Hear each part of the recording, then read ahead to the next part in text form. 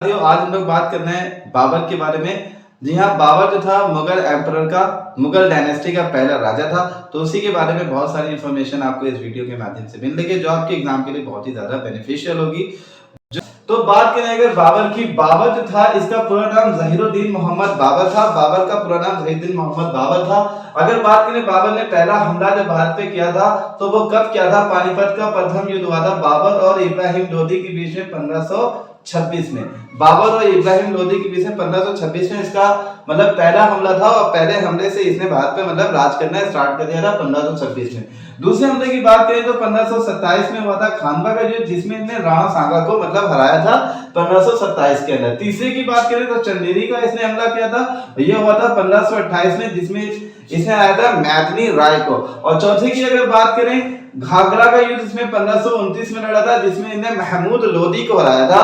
तो इस तरह से इसने भारत के अंदर 4 युद्ध लड़े, पहला पानीपत, दूसरा खानवा, तीसरा चंदेरी और चौथा घाघरा।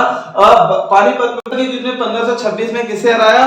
इब्राहिम लोदी को। खानवा में 1527 में राणा सांगा को हराया और चंदेरी में 1528 में मैदनी राय को हराया और घाघरा में महमूद लोदी को हराया। तो इस तरह से भारत में इसने 4 हमले करे और चारों में चारों क्या हुआ? ये विजय रहा। अगर हम लोग बात करें बाबर के बारे में तो इनके पिता जो थे उमर मिर्जा शेख, ये जो थे ये तैमूर वंश से ताल्लुक रखते थे। तैमूर वंश से ताल्लुक रखते थे उमर मिर्जा शेख। अगर इनकी माँ की बात करें कुतुब निसार बेगम, ये चंगेज खान से ताल्लुक रखती थी, चंगेज खान से।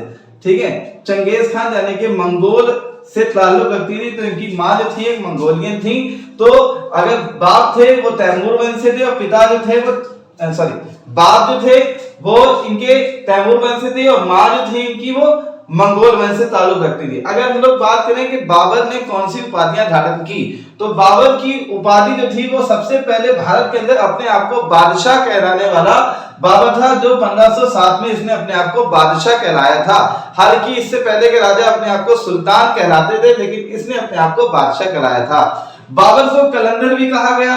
जब इसने पहला युद्ध पानीपत में 1526 में जब इसने जीता तो वहां पे इसने शाहरुख नामक मुद्रा को अपने मतलब निवासियों को दिया। काबुल की जगह पे लोगों को बांटे गए, इसलिए वहां के लोगों ने इसको कलंदर कहा गया। अगर हम लोग बात करें बाबर की आत्मकथा तो बाबर की आत्मकथा का नाम था तुजुके बाबरी। तुजुके बाबरी इसी को कहा गया बाबरनामा। बाबरनामा, और ये बाबरनामा ने खुद ही लिखी थी और ये किस भाषा में लिखी थी? ये तुर्की भाषा में लिखी गई थी। बाबरनामा तुर्की भाषा में, हालांकि इनकी जो राजभाषा थी वो फारसी थी। राजभाषा ये फारसी से करते थे लेकिन जो बाबरनामा लिखा था वो तुर्की भाषा में लिखा था। बाबर सबसे पहले भारत के अंदर तोप खाना लेके आया और तोप खाना को जो चलाने वाले थे वो कौन थे? अली मुस्तफा 2 निशानेबाज थे तोप के। तो इस तरह से तोप लाने वाला पहला राजा कौन था?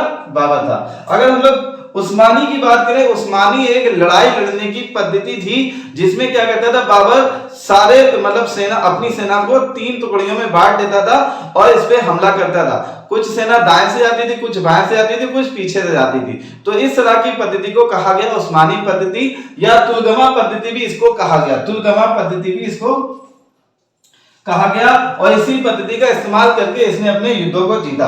अगर हम लोग बात करें कि बाबर जो था 1530 में इंतकाल हो गया था इसका, यानी कि इसकी मृत्यु हो गई थी 1530 में। तो इसको दफनाया गया था 2 जगह। इसमें पहली बार जब इसको दफनाया गया था तो आराम बाग में दफनाया गया था। ये कहाँ है? आगरा में। आगरा के आराम बाग में बाबर को पहली बार दफनाया गया, लेकिन इसकी इच्छा थी मरने से पहले कि इसको काबुल में दफनाया जाए। तो दोबारा इसको मतलब कहाँ दफनाया गया? काबुल में दफनाया गया। मरा तो एक बार लेकिन दफनाया गया 2 बार। तो ये सारी थी इंफॉर्मेशन आपको बाबर के बारे में, और भी बहुत सारी इंफॉर्मेशन आपको दूसरे वीडियो में मिलेंगी। तब तक के लिए हमसे जुड़े रहें, हमारे चैनल को लाइक करें, शेयर करें अगर अच्छा लगे और सब्सक्राइब करना तो बिल्कुल ना भूलें। बहुत शुक्रिया सबका।